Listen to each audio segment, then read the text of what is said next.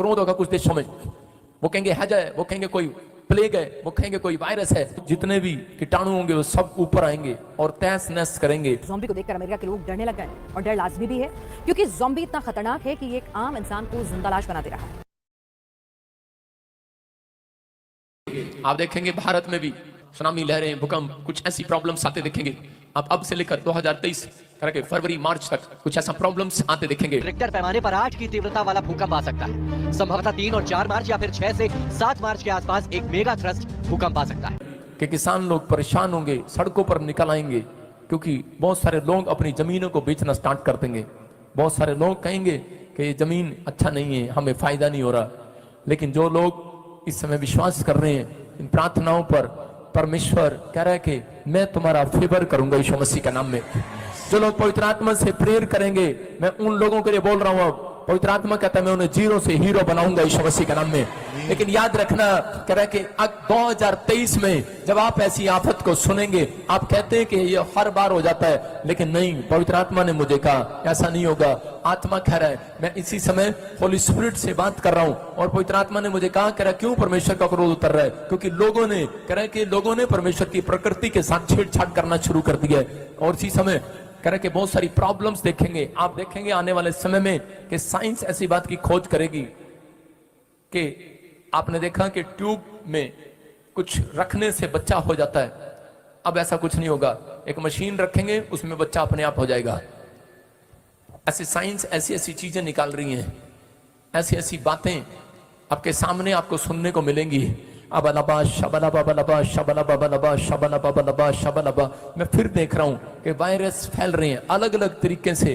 कुछ डॉक्टर लोग इंजेक्शन बनाएंगे लगाने के लिए। कब है जब हमारी नीड होती है, जब हमारी आवश्यकताओं की हमें बहुत ज़्यादा ज़रूरत होती है, तो हम परमेश्वर के वचन के पास जाते हैं, उसकी आराधना करते हैं, उसकी स्तुति करते हैं। और जब वचन हमें अपने पास लेके आता है तो हम उसे नहीं देख पाते। इसी तरह वचन देखो, आप कहीं संकेत आपको इस तरह के मिलेंगे, कहीं तूफान आ रहा है, कहीं बाढ़ आ रही है, कहीं जलजला आ रहा है, कहीं भूकंप आ रहे हैं। आप इस चीज़ को अनदेखा ना करें, आप इस चीज़ को अनदेखा ना करें। ये एक ऐसा विषय है जो हमें अवेयरनेस की तरफ लेके आता है, वो हमारे परिवार के लिए, क्योंकि प्रभु ने अपने इकलौते पुत्र से प्रेम किया, उसी प्रकार हम भी हमारे पुत्र और पुत्री और हमारे माँ बाप से प्रेम करते हैं।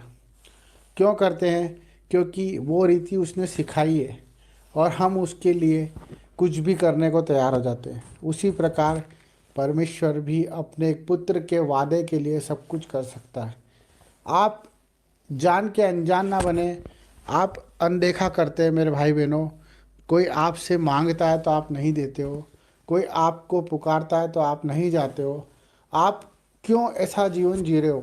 जबकि परमेश्वर के सिग्नल यही है कि जो परेशानियाँ आती है उसके पीछे परमेश्वर खड़े होते हैं।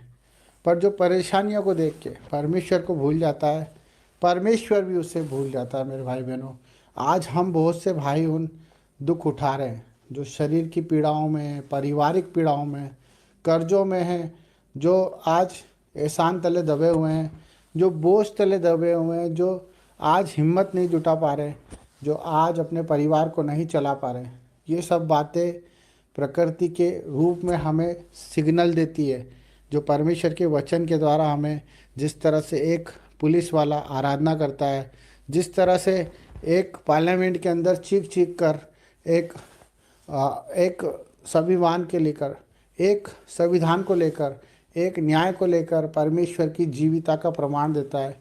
और इसी तरह परमेश्वर की प्रकृति भी उस चीज़ का प्रमाण देती है। जब नदी नाले सूख जाते हैं, जब आकाश काला हो जाता है और चंद्र ग्रहण होता है और सूर्य उदय होता है और पंछी आकाश में इधर से उधर होते हैं, जिन पे कोई बंधन नहीं है, जिन पे कोई बंधन नहीं है, वो कोई देश को नहीं जानते, वो कोई जात नहीं जानते, कोई समाज नहीं जानते, वो सिर्फ परमेश्वर की हमें सिग्नल देते हैं, वो परमेश्वर की क्रियाओं को हमें समझाते हैं। पर हम भूल जाते हैं कि हम इस सृष्टि में ईश्वर के भरोसे आए हैं।